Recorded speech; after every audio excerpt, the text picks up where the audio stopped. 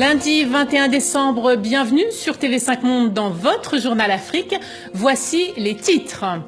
Le Burkina Faso lance un mandat d'arrêt international contre l'ex-président Blaise Compaoré. Il serait impliqué dans l'assassinat de l'ancien chef d'État burkinabé Thomas Sankara. Les détails avec notre correspondante à Ouagadougou. Au Nigeria, la pénurie d'essence sème la zizanie dans la capitale Abuja. Bouchons monstres, files d'attente dans les stations essence.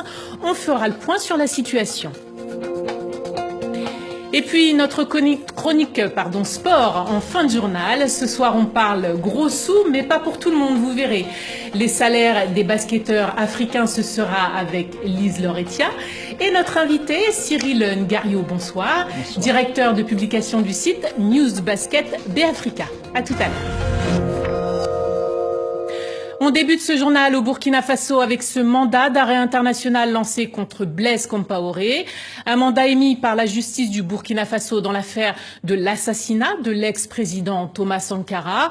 On rejoint tout de suite Fanny Noiraud, notre correspondante sur place à Ouagadougou.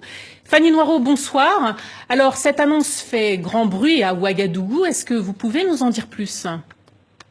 Oui, ça fait grand bruit parce que c'est une grande première dans une affaire vieille de 28 ans. Le nom de Blaise Compaoré officiellement cité dans le dossier Thomas Sankara, même si beaucoup de thèses l'accusent de l'avoir assassiné à l'époque pour prendre le pouvoir. C'est la première fois que la justice intervient. Le mandat d'arrêt a été établi au motif suivant: assassinat, attentat et recel de cadavres. Blaise Compaoré se trouve toujours en Côte d'Ivoire, où il a trouvé refuge depuis sa fuite du Burkina Faso l'an dernier. On attend maintenant la réaction des autorités ivoiriennes. Autre élément de ce lundi, l'identification ADN de la dépouille présumée de Thomas Sankara.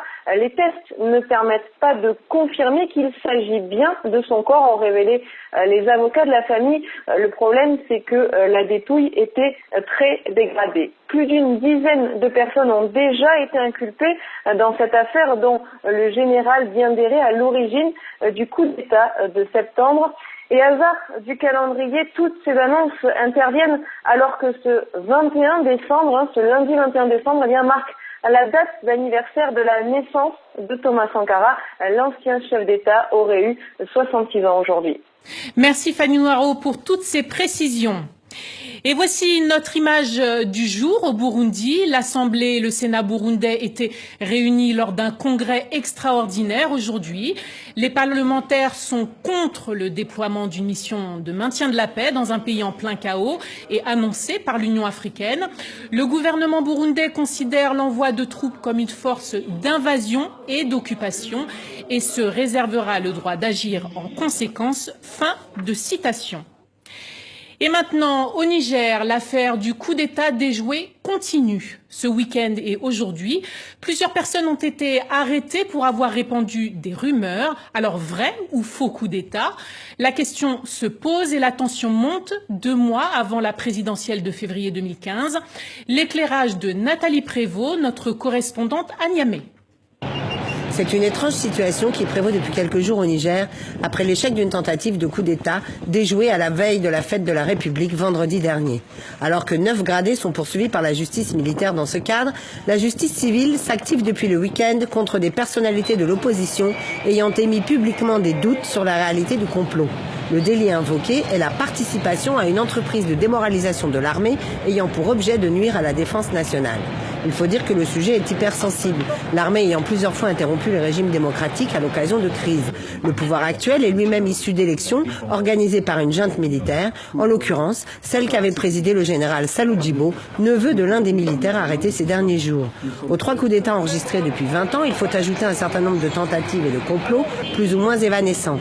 Rien d'étonnant dès lors à ce que dans le contexte politique préélectoral actuel très tendu, le sujet devienne quasiment tabou, bien qu'au centre de toutes les conversations du pays. Merci Nathalie Prévost pour toutes ces précisions. La descente aux enfers continue pour Lamine Diack, nouvelle mise en examen par le tribunal de grande instance de Paris. L'ex-patron sénégalais de l'athlétisme mondial est soupçonné d'avoir fermé les yeux dans des cas de dopage sur des athlètes russes notamment en échange d'argent, mais aussi d'avoir soudoyé le médecin de la fédération jusqu'à fin 2014. Et on vient de l'apprendre, Oumar Sarr, le secrétaire général adjoint du PDS, a été placé sous mandat de dépôt à Dakar pour faux, usage de faux et diffusion de fausses nouvelles. La semaine dernière, Oumar Sarr avait fait des révélations au journal Le Monde sur l'affaire Diack. Direction maintenant l'Algérie. Paris et Alger ont signé une convention de renforcement de la coopération juridique, de quoi accélérer l'enquête sur le meurtre non élucidé des moines de Tibérine. Ces 7 moines français enlevés et exécutés en 1996 en Algérie, qui avaient refusé que le juge Trévidic, en charge de l'affaire, ne rentre à Paris avec des prélèvements réalisés sur les dépouilles en Algérie. À cette occasion, Christiane Taubira rappelait l'urgence d'avoir une réponse. On l'écoute.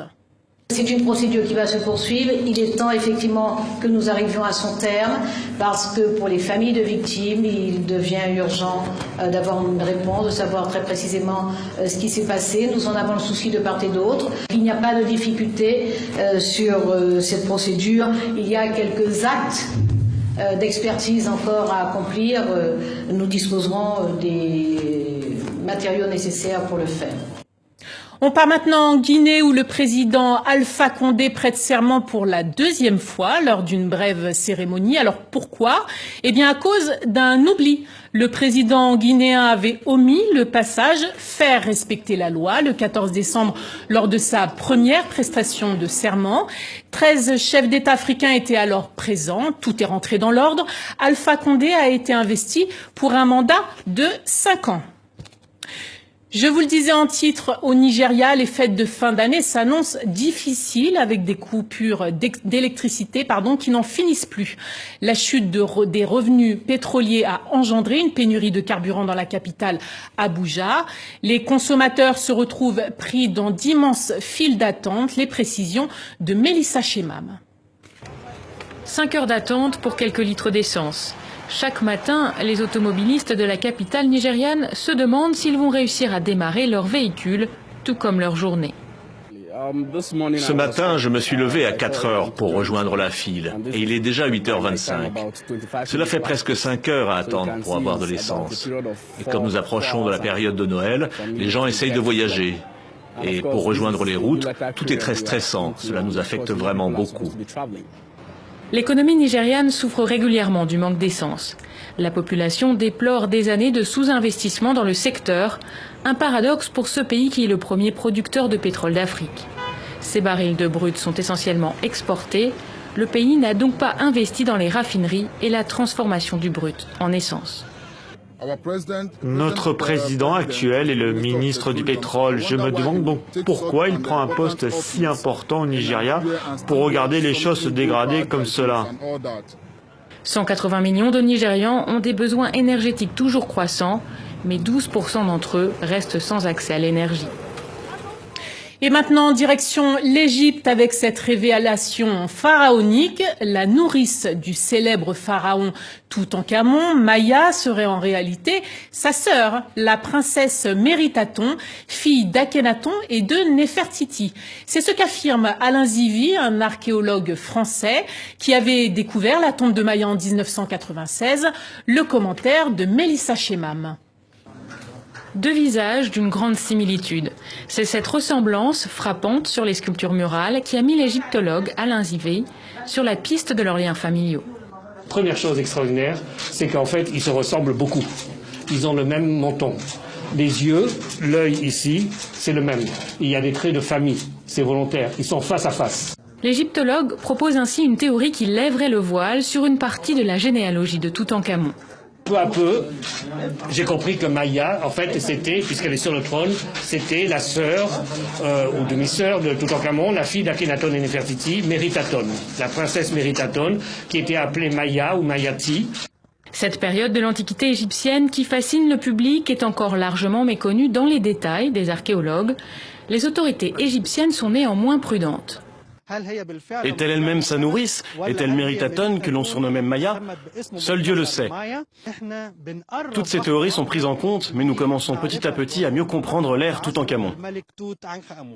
La tombe de Maya comprend des scènes peintes qui la montrent en train de s'occuper de Toutankhamon enfant. Cette théorie relance aussi les spéculations sur l'identité de la mère du jeune roi, décédé il y a plus de 3000 ans. Toujours en Égypte, mais du côté des stades de football, avec ce coup de gueule du club Zamalek, icône du football égyptien. Le club Kairote se retire du championnat d'Égypte pour protester contre l'arbitrage d'un match perdu. Le score de 3-2 perdu contre El Gesh, Zamalek n'est pas d'accord et accuse l'arbitre Mahmoud Albana de mauvaises décisions. Le foot toujours et encore, avec un appel à vos témoignages maintenant pour notre chronique On en parle mercredi soir. Et cette question, la CAF, la Confédération africaine de football, a retenu les 3 meilleurs joueurs de l'année, Aubameyang, André Ayew et Yaya Touré. Pour vous, le meilleur footballeur de l'année est-il parmi ces 3 têtes d'affiche ou a-t-il été oublié dans le trio de têtes de la CAF? Nous attendons vos réactions sur notre page Facebook. Et maintenant, c'est l'heure de notre chronique sport et on parle basketball ce soir avec vous, Lise Lauretiat, et notre invité, Cyril Ngario. Vous êtes directeur de publication du site News Basket B-Africa. Alors, bonsoir à tous les deux. Bonsoir. Alors, en cette fin d'année, on va s'intéresser au salaire des basketteurs africains et d'origine africaine.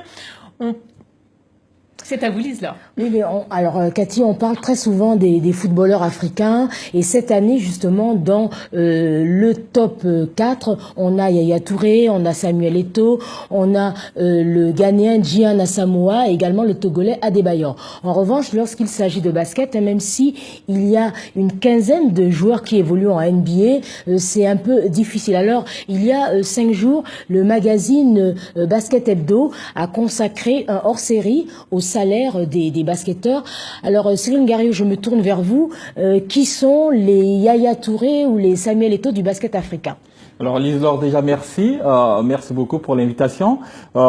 Si on en croit par rapport au salaire des joueurs africains évoluant en NBA, il y a vraiment pas de grande différence par rapport à Yaya Touré dans la discipline de football.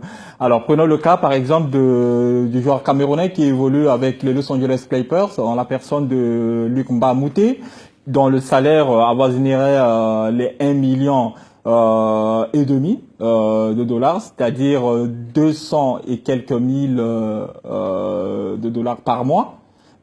C'est aussi le cas du pivot international sénégalais qui évolue avec les Minnesota Timberwolves, aussi en NBA, dont le salaire aussi est approximatif de 200 et quelques mille dollars par mois.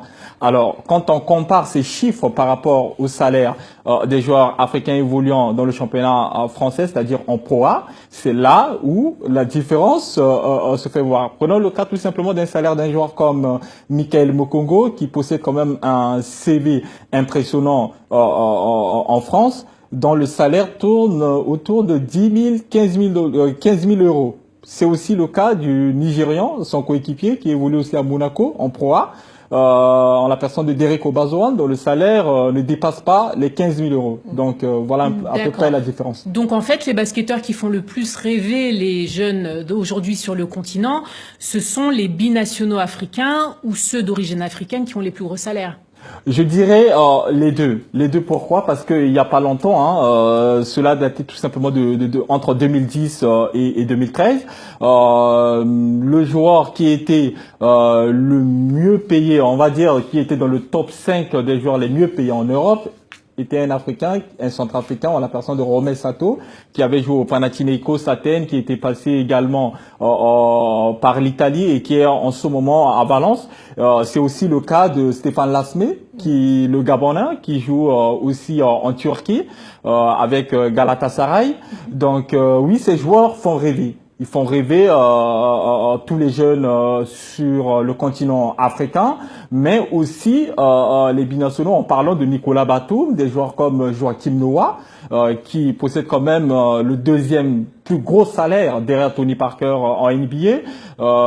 N'oublions pas aussi Boris Diaw, qui est d'origine sénégalaise. Donc tous ces joueurs en font rêver. Alors, on imagine bien, Cyril Ngario, que ces salaires ont des conséquences sur le niveau des équipes africaines dans les compétitions mondiales et internationales. Et c'est évidemment les joueurs dont les fédérations sont les mieux structurées et qui sont les mieux payés qui gagnent en Afrique. Ben, sans aucun doute, il suffit de regarder les clubs français tout simplement en Euroleague. Les clubs français, quand on regarde effectivement la masse salariale des différents clubs français évoluant en Euroleague par rapport aux autres poids lourds espagnols, que ce soit grecs, etc., on voit bien que les clubs français ne figurent pas en top 16 au jour d'aujourd'hui. En Eurocup, également, excusez-moi, les deux équipes françaises qui étaient engagées étaient éliminées. Et en Afrique? Et en Afrique, prenons le cas africain, dont on voit bien les résultats de l'équipe angolaise, que ce soit au niveau des clubs, de la Coupe d'Afrique des clubs champions, par rapport au Petro de Luanda qui vient effectivement de remporter son deuxième titre. Ça a été une finale 100% angolaise. Et on voit encore par rapport aussi à la finale chez les féminins cette année, où les deux équipes angolaises se sont retrouvées en finale de la Coupe d'Afrique des clubs champions. Donc l'Angola, c'est le seul pays qui a réussi à instaurer ce qu'on appelle un championnat semi-professionnel en Afrique, dont les joueurs sont bien rémunérés, même s'ils ne gagnent pas effectivement 1 million, de 20 000 euros. Exactement, aux alentours de 20 000 euros. Prenons le cas de Carlos Moraes également et de pas mal de joueurs angolais qui évoluent avec l'équipe nationale. Très bien. Alors, très rapidement, un parallèle avec les filles, justement. On disait qu'en dehors des binationales, les Angolaises sont les basketteuses africaines les mieux payées sur le continent. Sans aucun doute, cela se voit bien dans les résultats, comme je venais de le dire. Les Angolaises se sont retrouvées, les deux meilleures équipes angolaises qui s'étaient engagées dans cette compétition de Coupe d'Afrique des clubs, se sont retrouvées en finale tous les deux, et aussi chez les garçons. Donc les filles, effectivement, angolaises sont les mieux payées sur le continent africain, et voilà, les résultats se suivent. Alors, un dernier mot, Cyril, sur le dernier match de la NBA qui s'est déroulé en Afrique du Sud. Est-ce que ce genre de compétition peut stimuler les Africains à toujours aller en NBA vu que les salaires sont attractifs?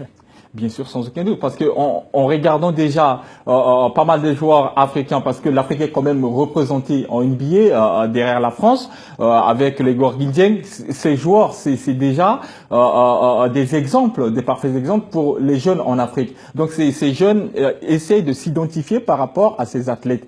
Donc effectivement, ça a un impact positif, et par rapport à l'événement que vient d'organiser la NBA, ça ne peut qu'accentuer cet impact qui existait déjà depuis très longtemps. Des heures. Merci Cyril Ngario, on va terminer là. Donc vous êtes directeur de publication du site News Basket BAfrica. Merci d'avoir été avec nous. C'est la fin de ce journal. Merci d'avoir été avec nous. Merci à toute l'équipe de la rédaction et excellente suite de programmes sur TV5 Monde. À demain.